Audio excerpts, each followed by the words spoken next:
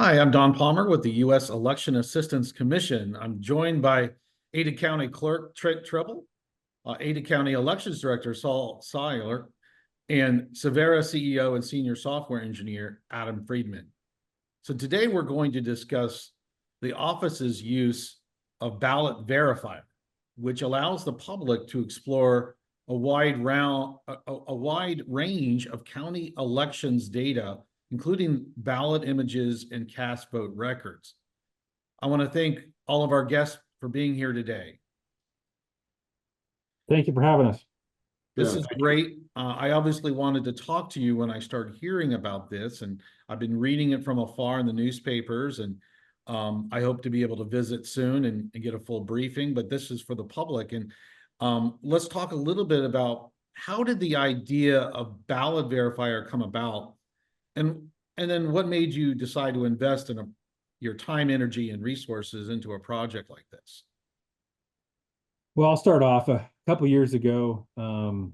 We were getting a lot of pressure post 2020 election for access to information from the general public, from candidates, from campaigns about how we processed ballots and the actual results, and can they be verified and independently audited. There was a lot of those questions coming at our office, and so Saul and I put our brains together, which it was mostly Saul's brain. Mine was a very small part of this, and said, how do we get this information? Because it's all there, it's just in different areas. For instance, at the time we were capturing images, we were posting results. The results were not really digestible. It was just the final results of elections. You couldn't tell how much of that was absentee per candidate, how much of it was early voting, how much of it was election day. There was just a lot of information that was getting asked of us. And so we partnered with Adam a couple of years ago and said, look, he's in this realm. He does a lot of this using technology to kind of make information available to the public. Maybe he's the guy that can help us get over this hump. And so we started down this path. We met with him several times. We floated these ideas. It intrigued him. It kind of lined up with some of the backbones of some of the other things that he's doing with his company. But there was some hurdles, right? How do we protect voter privacy? How do we make sure that this is trusted and accepted by the public? So we went through a lot of these iterations, and this is the end result. We have something now that any citizen, any candidate, any campaign can go online and look at every piece of information that we have.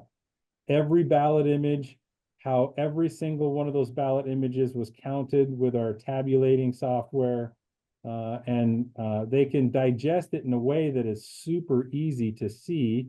They're not having to sift through hundreds of thousands of ballots to see how certain ballots just impacted a certain candidate or a certain office.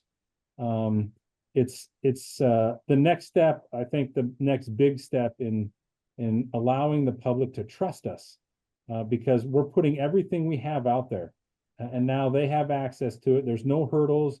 They're not having to ask for public records requests. They're not having to pay for public records requests. It's free to them. It's available, and it's presented in a way that is easily digestible by anybody. So that's kind of the path that we started and where we've ended up with, and we're super excited about it. It's already garnered a lot of attention nationwide from a lot of different jurisdictions, and it's obviously sparked a lot of conversations about, what do we do as public officials with the information we have that really belongs to the public? How do we present that in a way that helps them trust us with how we're administering elections and handling their votes? Adam or Saul, did you have anything to add to that? Just generally, the idea of Ballot Verifier? I mean, for me as the elections director here, ultimately our process is built to ensure trust and transparency in the election. And we were confident in our systems, and we were confident in how we were applying the law. But that was not always visible in the same way to the voting public. And so ultimately, this was born out of trying to, fundamentally change that dynamic of trust and transparency. Because a lot of what elections does in our state and across the county or across the country is very foreign to your average voter, to your average citizen. And so how can we actually, if a citizen's starting to hear a term like cast vote record or ballot images, which floats around out there in various platforms, how do we make this relevant and available to the public? And I think that was really the impetus that caused us to go down this journey. And I think in the end, hopefully this serves as a voter education tool that ultimately continues to rebuild trust and provide greater transparency into the election process, which I think benefits everybody in the country. So Adam, is that why you invested in this? Is the fact that it actually kind of works for election officials and the public? That's a big reason why we invested in this. I think this was a natural extension of the work that we already do at Civera. So from where we're coming from, we found that while election authorities and practitioners work so hard, they work overtime to ensure that elections are done with total accuracy, integrity, and efficiency.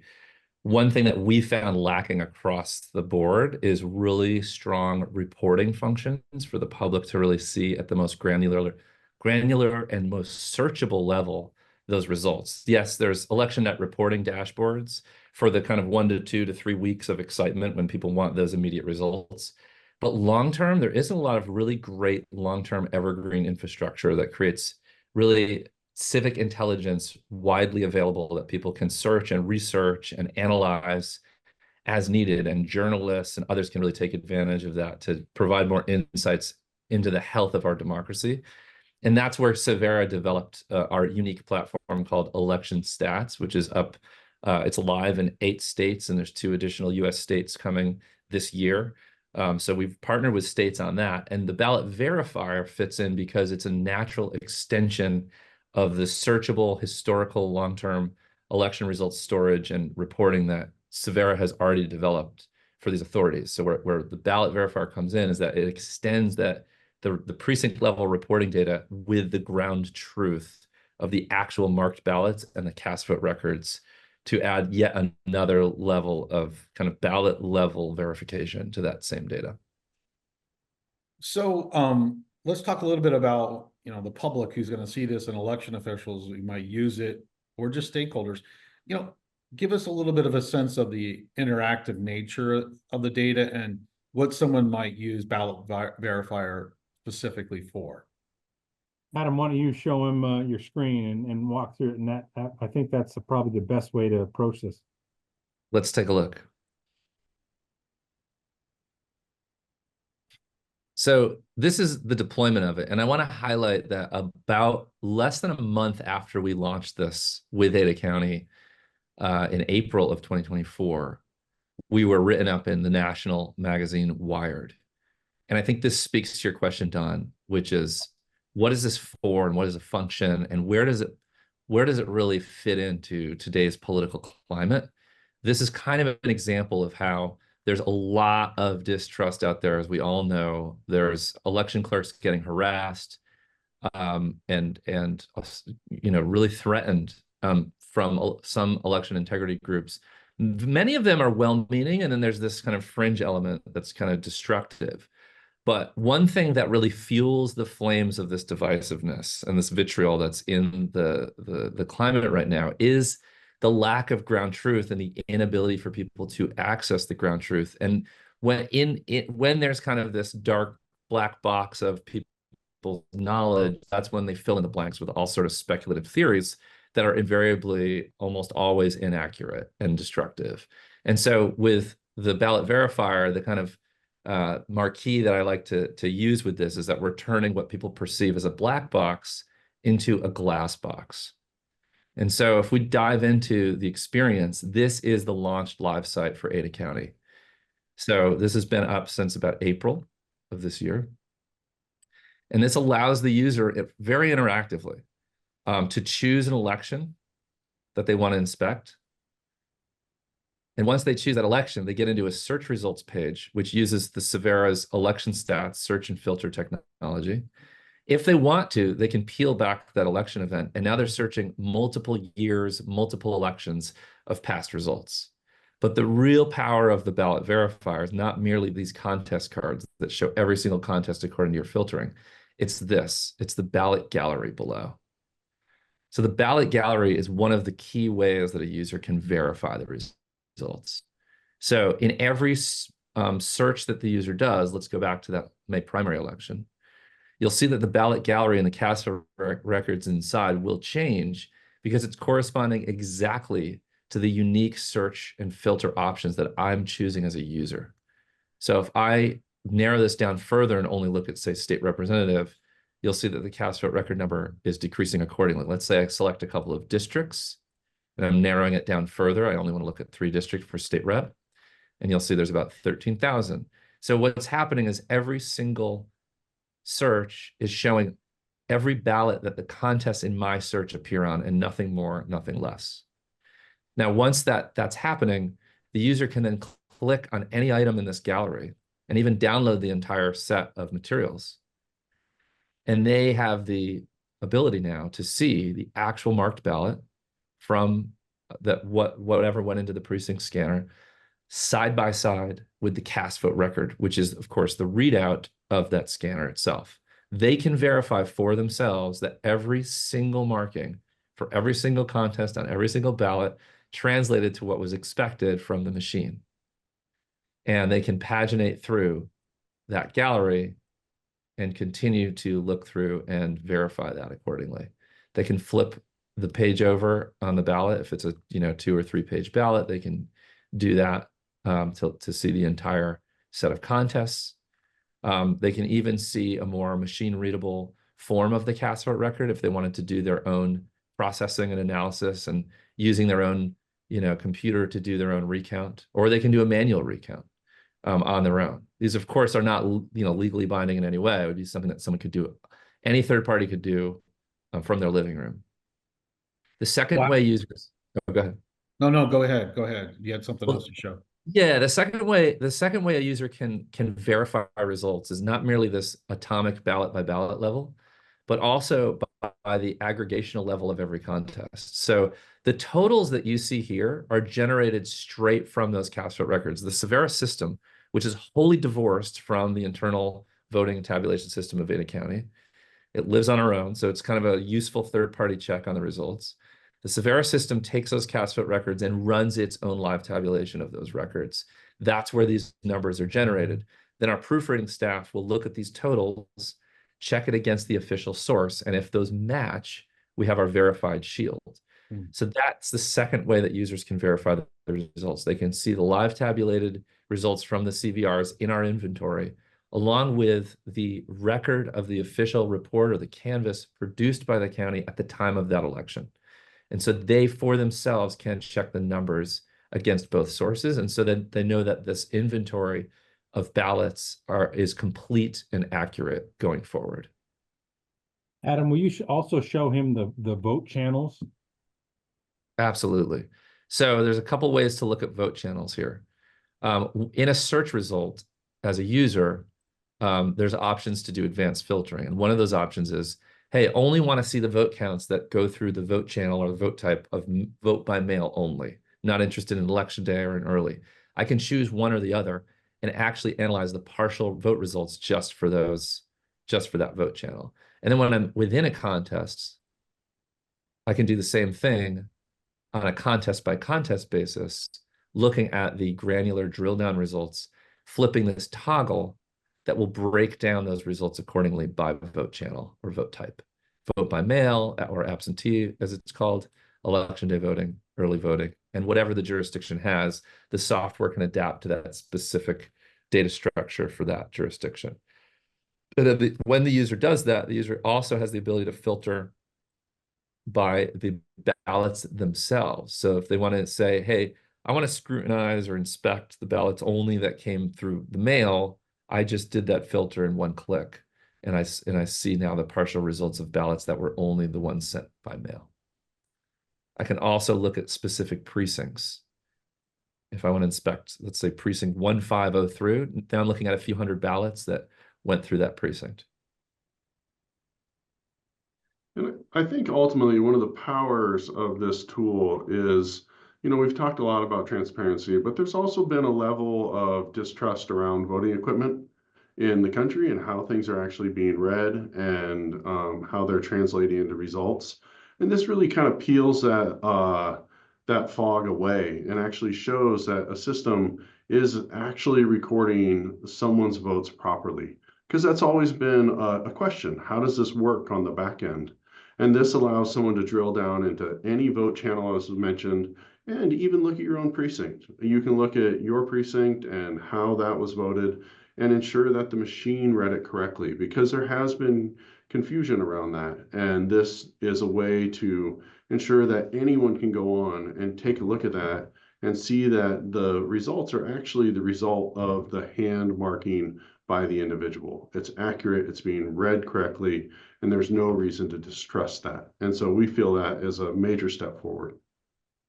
So just listening to this, it almost sounds like a public reconciliation, Adam, and it's really there, the opportunity for folks to look at the cast vote record and the ballots.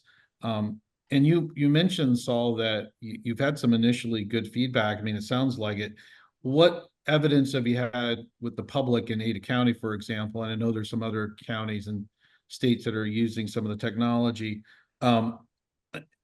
How has this impacted the public's trust? Have you heard feedback from the public and from stakeholders who, were looking for this type of data? Yeah, so just to start off there, and I know Trent can add a little to this, we were very fortunate in that we were able to launch this and had a lot of local media come in and take a look at it, examine the product, and really be able to push this out there for us. Since that time, at a very basic level, it's served our office in that we are able to answer public records requests in a very free and timely manner. Oftentimes, we would get public records requests for things like cast vote records, ballot images, specific results for a precinct or a vote channel. Now we have the ability to simply point to that and allow that to go through in a way that really helps our office administer elections the way we should, instead of focusing on burdensome public records requests. So that's been very, very helpful for us. And then, speaking with candidates and with public officials, they've now used this as part of their tool belt to help build trust in elections. People can actually refer back to this and say, well, if you have a question, go take a look at the ballot verifier, because it helps answer those questions. And so this almost becomes part of their broader toolkit to help build trust in the results for their elections. Trent, what do you have to add to that? Yeah, we've had a lot of elected officials take a look at this, and it's kind of like a breath of fresh air for them, right? They're wanting to have something to hang their hat on when they're talking to constituents about integrity and transparency. And now they can point to this and say, look, we're doing everything we can. There's nothing more than we can do to be more transparent than this. For years, we in Idaho specifically have been talking about, we do our processes right. It's just the local perception, the national narrative, right? But now we have something concrete. We tell a lot of people that the vast majority of citizens probably will never look at this in depth or even tune into it.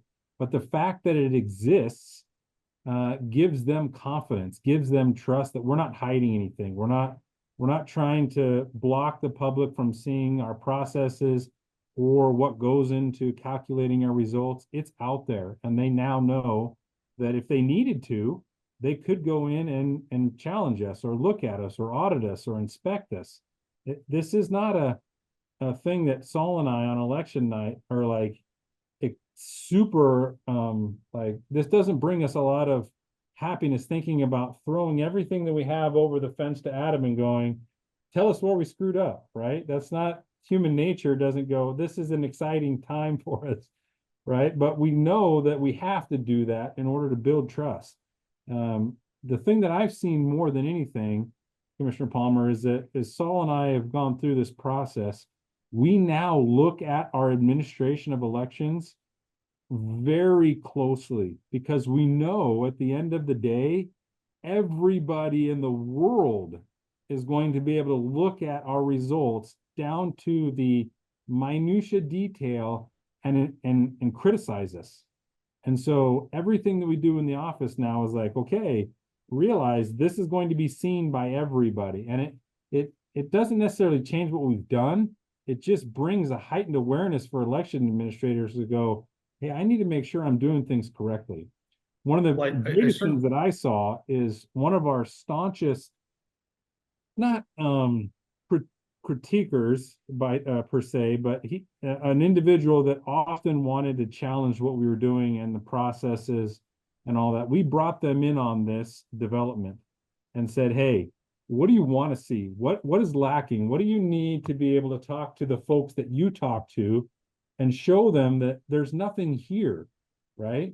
And we showed him this, and he provided us feedback on it, and he said, this is exactly what we've been asking for. This is exactly what we need to be able to talk to the people that we associate with and go, here it is.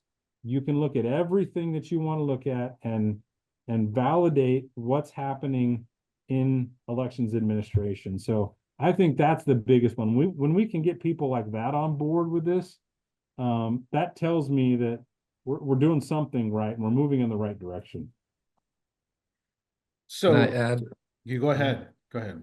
Well, we actually, Civera was very interested in getting some objective measure of how this may impact public perception of elections and trust in elections. In my network, I have a pretty remarkable researcher. Her name is Aaliyah Braley, who won a competition among other academics for being able to show measurable differences in intervening with voters who may see the other side as anti-democracy. It's called democratic backsliding, is this term that's used in political science. So she's a Stanford researcher at the Digital Economy Lab. This is her short CV here.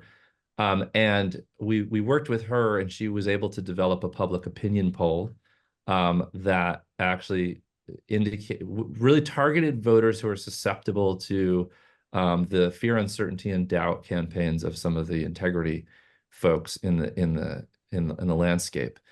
She basically had a control group of a smorgasbord of election security features that Ada County is already doing, including live streaming cameras and other things, against a one demo of the ballot verifier. She found that the ballot verifier really, along with the smorgasbord video, increased trust in elections by 16 percentage points, or by 25% among her sample, which she found to be quite remarkable. And we're actually in talks about expanding this pilot to doing a more robust study to continue to validate those results. And so when we put that out there, we really didn't know what would happen, if this would make a big splash or not. But it looks like so far there's some preliminary data that's quite promising that indicates that, everyday voters are responding to this and see the value of it. The transparency of this is so important, because I think that it's not that there's a black box, and as you mentioned, now it's more of a transparent box, but election officials have sometimes struggled to explain things. Now we're able to show, if you're able to show a voter what a cast vote record is, and you look at the ballot, you're able to explain more. It sort of opens their eyes, and they understand, because if individuals don't understand, they're not going to necessarily trust. One of the questions I had for you is, with a lot of additional data that's out there, there's always the concern of the privacy of the ballot. How have you addressed that issue? And then I have one other question, but I'll let you answer that question first. No, that question is spot on, and that is, when we presented this at our table at NASED and in Minneapolis a couple of months ago, that was the first question that was asked when people walked by. We've heard we've heard the feedback. We've been in discussions about how do we protect the privacy of the voter with a system like this. So first off, the general rule here is that these ballots, there's nothing identifiable on any ballot whatsoever that would ever connect it to a voter, to the voter registration system, or anything to that effect. So that as a wholesale policy has already been instituted. The next phase of ballot privacy protection is what we call voter privacy masking for those situations in which there's very, very few ballots being cast in a precinct. That's when you get into trouble where people could theoretically coordinate and correlate the ballot side of the equation with the voter registration file or the check-in poll books and things like that. So what I'm going to demo for you there is actually how we handle that. And so this feature, again, called voter privacy masking, is exactly for those situations. So normally in a decently high population jurisdiction like Ada County, you won't need to do that because the ballots cast for each precinct are high enough. They're in the tens. But in many states have rules around if there's 10 or fewer or 5 or fewer ballots cast, that they mask these even in their precinct reports. Forget about ballots and ballot verifier, but even in their precinct election results reports, like New Mexico and other states. But on the ballot verifier, it's an acute concern because you can literally see those ballots. So in this case, we have a rule in place that triggers masking if the total ballots cast in a precinct is under a certain threshold. And so right now, just for purposes of our demo, that threshold is 1. In many jurisdictions, they're going to want to make that threshold a lot higher, like 5 or 10 ballots. But you'll see in this case, if that trigger is met, you'll see that the vote counts are hidden from view. They are redacted, as well as those correlating ballots. So any ballots found in those precincts are also redacted. So if a user attempted to open that ballot or that cast vote record, they get these repeated disclaimers that these have been hidden in order to maintain the privacy or the anonymity of the voter. Wow. So it's amazing. Yeah, so what we're trying to balance here, so we can't promise 100% transparency, but we're balancing, that critical balance between the total openness and also protecting voters who are in those small jurisdictions. So we say, 99% transparency. And so we hope that through that, the technology is there so that there's really no excuse not to do something like this and move the state of the art forward for transparency in our elections culturally throughout the United States, as long as you're very sensitive and careful about carving out in those areas that are sensitive, such as what we're seeing here. So just watching you look at the ballots, you immediately think about hand recounts and recounts where you're looking at overs and unders, or you're retabulating for the purpose of making sure you got the initial count right. And this is obviously transparent. You can see the ballot. Is there a potential future use for this in a recount situation? For us, we're not contemplating that because our official record is the paper ballot, right? And any recount or contest is always going to go back to that paper ballot. What this may have an application for is if we can do this in such a timeline, getting this data available to the public, candidates, and campaigns prior to the end of that contest period, it could inform them whether or not they want to challenge the results and go through the formal contest period. And so it's, again, more data in a timely way for people to make decisions on. So if I was, to be in a contest where I was 10 or 15 votes apart from my competitor, and I was thinking about, throwing money down to try to do a recount on something, I could have this possibly in time to go through and look at all of the ones that I think may be in question and go, well, yeah, there's nothing really there to challenge. So I'm not going to waste my time. Or I go through and say, you know what, I think there's a chance that I could contest some of these images and how they were tallied. and give the candidate the opportunity to make that decision with a more informed data, rather than going, well, I really don't know how they did it, so I'm just going to challenge it anyways and contest it and request a recount. So I think there's an application for it. Because we throw this over the fence, it's not part of the official tally system and our normal processes. I don't anticipate us, at least locally, using it as a validation in terms of actual results or recounts. But it could inform candidates and campaigns of whether they want to go down that path, if they have the data in time under the statutory requirements. So this seems to be a feature that's sort of separate, that an individual county can purchase or acquire this product. Talk to us a little bit about the cost and implementation of something like this, and why did it make sense for you to do this, in your opinion, for the extra cost? And I'm assuming it's because this is a demand of the public. What are your thoughts on the cost and implementation of this in other counties?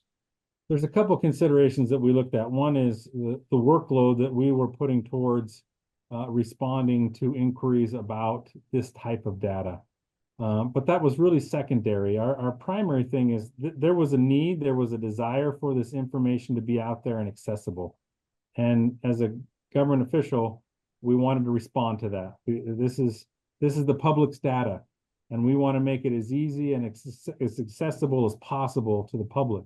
And so I think there was a need, there was a desire on our part to put this out there, and that's what really drove us. It wasn't necessarily the cost. You know, we have a very supportive commissioner base that believes in spending money on elections and that process. So we weren't necessarily worried about that. But it was more the manpower workload and what this would do for us, but also the desire just to get this information out there in a way, utilizing technology so that the public can see their information easier than they had previously been able to do. Now, the costs are real. I understand that. There's some jurisdictions that may struggle with the budgets that they have to be able to put this into play. But, you know, there's states that have been calling us asking, you know, hey, how can we implement this statewide? Adam's getting a lot of interest from people all over the country. So the interest is there. And I think the will for some will follow to make this a reality. But the costs, the actual financial costs, I can let Adam address that if he wants to. Sure. Well, I mean, I'd like to jump in real quick if you don't mind. Sorry, Adam. Because I think one of the things that can get lost in this is an extra workload for election administration officials. This is not something that just automatically happens. And I think we need to keep sight of that as we talk about this on a larger discussion. Is there are many election administration offices around the country that are very strapped for resources, strapped for manpower. And this is something extra that is required of the staff. Also, the attention to detail to get everything perfect is real. You know, elections, unfortunately, is one of the few spaces where you have to be perfect all the time, or at least that's the goal. And so, you know, that is a real challenge if a jurisdiction is looking to launch something like this. There is administrative work to make this happen because it is not tied into our voting system.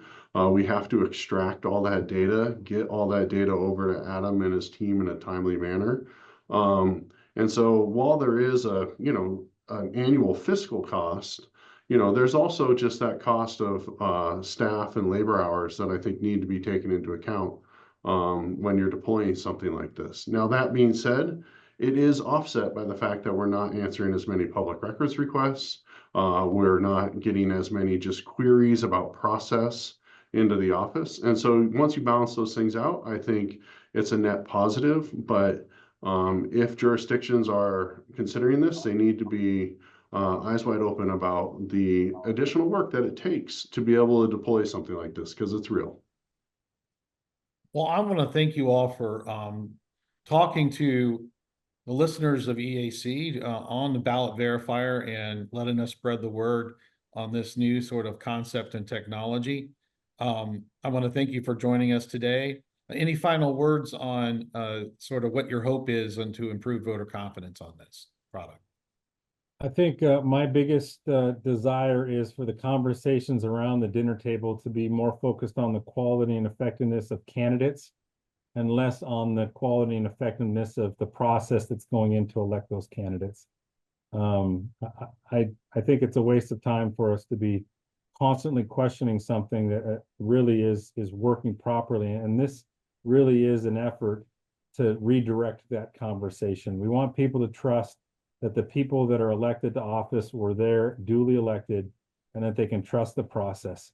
And that the conversation becomes more about how they're doing their jobs, not whether or not they should have been in office in the first place. And so that's the big desire for me. And I hopefully will see that in the coming months and years. I think for myself as an administration official, you know, I've met hundreds of election administration officers and professionals around the country, and everyone that I've met, I can say, is working towards the common goal of trying to administer elections fairly and transparently for the public. And hopefully a tool like this can, as Trent said, remove some of that dialogue and conversation of mistrust. And I really hope that this can have an actual profound effect, like Adam mentioned, in our voting population, and build that trust that seems to be lacking in our institution of elections, at least within certain people. And so my goal through this process is we provide a new avenue and opportunity for people to completely trust, remove any doubt from the votes being cast. And as Trent said, really start talking about the issues instead of the whether or not they were properly elected. Great. From Civera's standpoint, our company exists based on the premise that access to public records and public data is a human right. And it's really the cornerstone of the connectedness of citizens in a democracy to their government and their ability to really trust that government. There's no replacement for that. Access to the records is paramount. And one of the most important records to have access to is the ground truth of who got elected and who won and who gets to govern. And I've always found it somewhat galling that in many states, those ballots are under lock and key once the election's over. And this is kind of our proof of concept that we can use modern transparency technologies and internet access to finally show, broadly, widely, that those who got elected got duly elected correctly and with total integrity. And it's very redeeming. And it really takes the wind out of the sails of the doubters of the system. And its time has come, given that the tension that's built over so much of this misappropriated vitriol. So we're so excited, honored, and proud to be a part of this movement. And we're seeing a lot of support for this around the country, as Trent and Saul indicated. They've reached out to them. Folks have reached out to Civera directly as well. In states like Arizona, Colorado, Texas, Wisconsin, Kentucky, and in Washington State, Vermont. So Georgia is actually doing something somewhat similar right now. So it's really a movement that's growing, and the time is here to do that. And it can be done in a very efficient way. I want to, just to put a fine point on the workload aspect, is that it seems like a lot of work to bring your ballots and your cast vote records into a system like this, but all it takes is one or two public records requests for those same materials, and you're kind of doing that same process over and over. So allowing authority to do it one time and then it's available to all is a pretty powerful bit of leverage. Well, thank you. I appreciate the work that Ada County is doing, and that with Ballot Verifier, with the product of Ballot Verifier, and thank you for providing us the opportunity to give the rest of the country some insight into this new technology and this new tool. Thank you very much. Appreciate you. Thank you, Commissioner.